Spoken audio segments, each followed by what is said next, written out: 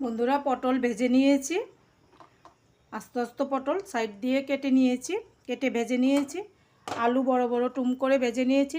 মটর ডালের বড়া তৈরি করে নিয়েছি। এগুলি তোমাদের সঙ্গে আর শেয়ার করলাম না।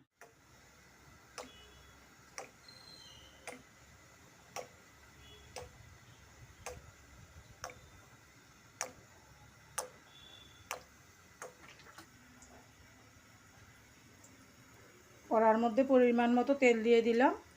দারচিনি, লং এলাচ, তেজপাতা,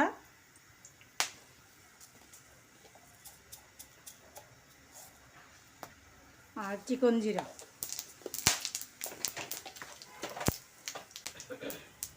অল্প মেথি দিয়ে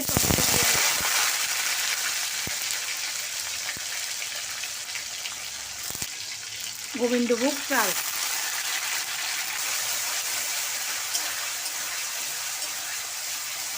আর এখানে আমি আদা, লাল লঙ্কার গুঁড়ো, জিরার গুঁড়ো, ধনিয়ার গুঁড়ো আর হলুদ গুঁড়ো 1 চামচ করে নিয়েছি। তোমরা তোমাদের পরিমাণ মতো দিয়ে দেবে।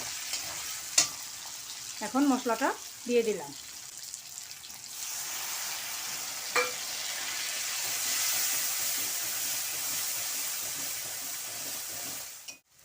দেখো মশলা ভাজা হয়ে গেছে, তেল ছেড়ে দিয়েছে। এখন আমি আলু দিয়ে দেব।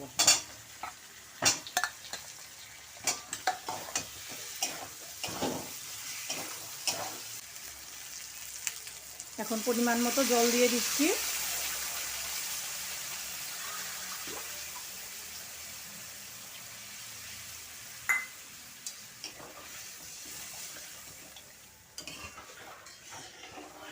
এখন ঢাকনা দিয়ে রাখবো চালটা সিদ্ধ হওয়া পর্যন্ত।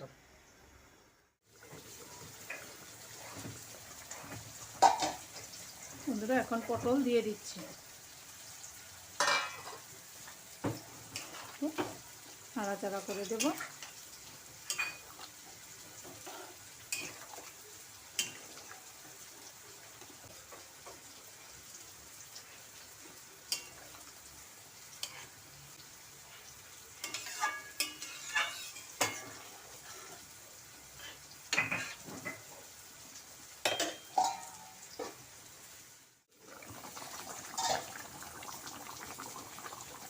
বন্ধুরা, এখন পরিমাণ মতো লবণ দিয়ে দিলাম।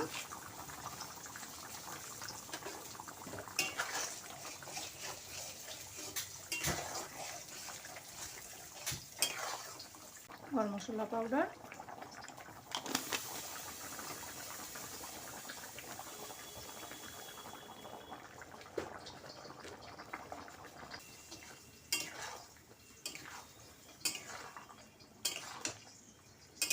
এখন ডালের বড়াগুলি দিয়ে দিচ্ছি।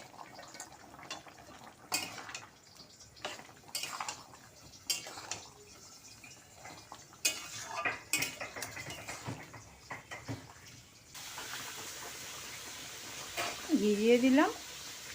নাড়াচাড়া করে আমার তরকারি হয়ে গেল।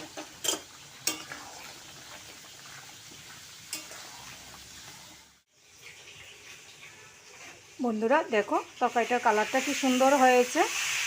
তোমরাও বাড়িতে এভাবে বানাবে, খাবে, আমাকে কমেন্ট করে জানাবে আমার রান্না তোমাদের কাছে কেমন লাগলো। সবাই ভালো থাকো, ঠাকুরের কাছে এই কামনা করি। জয় গুরু।